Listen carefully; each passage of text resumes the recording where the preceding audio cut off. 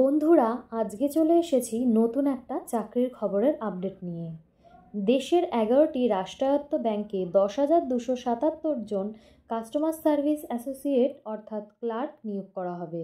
এই পদে নিয়োগের জন্য যোগ্যতামান যাচাইয়ের কেন্দ্রীয় পরীক্ষা কমন রিক্রুটমেন্ট বছরের অক্টোবর-নভেম্বর মাসে।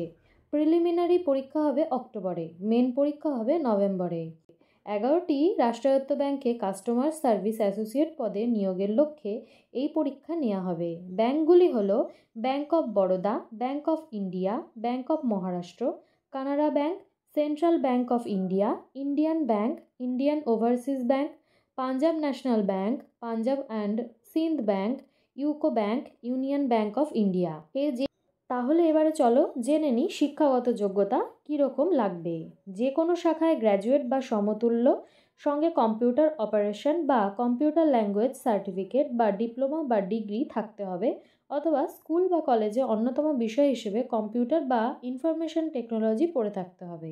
প্রার্থীকে অবশ্যই সংশ্লিষ্ট রাজ্যের স্থানীয় ভাষায় বলতে, পড়তে ও লিখতে জানতে হবে। তাই এখানে পশ্চিমবঙ্গের জন্য 540টি শূন্য পদে বিষয়ে জানানো হলো। এবারে চলো জানাই বয়সসীমা কতর মধ্যে হতে হবে। 1/8/2025 তারিখে 20 থেকে 28 বছরের মধ্যে বয়সসীমা হতে হবে। তফসিলিরা হচ্ছে 5, ওবিসিরা 3, প্রতিবন্ধীরা 10 বছর, বিধবা বা বিবাহ বিচ্ছিন্না বা আইনত স্বামী বিচ্ছিন্না মহিলারা পুনরায় বিবাহ না করে থাকলে 7 বছরের বয়সে ছাড় পাবেন। প্রাক্তন সমরকর্মীরা নিয়ম অনুসারে বয়সের ছাড় পাবেন। আর এক্ষেত্রে বেতন থাকবে 24,050 টাকা থেকে শুরু করে 64,480 টাকা পর্যন্ত। এবারে চলো তোমাদের জানিয়ে দিই পরীক্ষা কিভাবে হবে। অনলাইন পরীক্ষা হবে 2টি পর্যায়ে, প্রিলিমিনারি ও মেইন। প্রিলিমিনারি পরীক্ষা কোন কোন বিষয় হবে সেটা আমি বলে দিচ্ছি, আর প্রতিটি সাবজেক্টে কত কত করে নাম্বার থাকবে সেটা আমি কিন্তু ভিডিওতে দিয়ে দিচ্ছি। English language, numerical ability, reasoning ability. English language 30 নম্বরের, নিউমেরিক্যাল এবিলিটি 35 নম্বরের, রিজনিং এবিলিটি 35 নম্বরের। বিষয় প্রতি সময়সীমা থাকবে 20 মিনিট। এই পরীক্ষায় পাশ করলে মেন পরীক্ষার জন্য বিবেচিত হবেন। মেন পরীক্ষায় প্রশ্ন হবে জেনারেল ফিনান্সিয়াল অ্যাওয়ারনেস 50 নম্বরের, জেনারেল ইংলিশ 40 নম্বরের, রিজনিং এবিলিটি 60 নম্বরের, কোয়ান্টিটেটিভ অ্যাপটিটিউড 50 নম্বরের। বিষয় প্রতি সময়সীমা থাকবে 20 মিনিট, 35 মিনিট, 35 মিনিট ও 30 মিনিট। ভুল উত্তরের ক্ষেত্রে নেগেটিভ মার্কিং হবে। প্রতিটি ভুল উত্তরের জন্য অতিরিক্ত 1/4 নম্বর কাটা যাবে। পরীক্ষা হবে দেশ জুড়ে বিভিন্ন কেন্দ্রে। পশ্চিমবঙ্গের স্টেট কোড 46। অনলাইনের মাধ্যমে কিভাবে আবেদন করবে সেটা একটুখানি জেনে নাও। ওয়েবসাইটের নামটা www.ibps.in। এক্ষেত্রে আবেদন করার জন্য কিন্তু প্রতিটি প্রার্থীর নিজস্ব ইমেল আইডি অবশ্যই থাকতে হবে।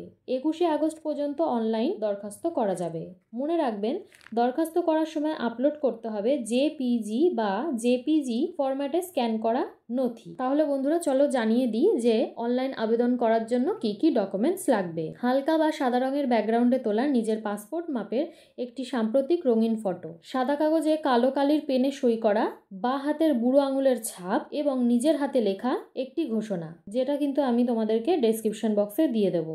এছাড়া শিক্ষাগত যোগ্যতার যাবতীয় নথিপত্র স্ক্যান করে পিডিএফ ফরম্যাটে আপলোড করতে হবে 500 কেবি সাইজের মধ্যে। অনলাইন দরখাস্ত যথাযথভাবে সাবমিট করার পর রেজিস্ট্রেশন নম্বর ও পাসওয়ার্ড পাওয়া যাবে। সাবমিট করার পর দরখাস্তের 1 কপি প্রিন্ট আউট নিয়ে নেবেন, নিজের কাছেই রাখবেন। পরীক্ষার ফি বাবদ দিতে হবে 850 টাকা। তফসিলি, দৈহিক প্রতিবন্ধী এবং প্রাক্তন সমরকর্মী, যুদ্ধক্ষেত্রে কর্মরত অবস্থায় আঘাতপ্রাপ্ত প্রাক্তন সমরকর্মী বা যুদ্ধক্ষেত্রে কর্মরত অবস্থায় মৃত সমরকর্মী পরিজনদের ক্ষেত্রে 175 টাকা লাগবে।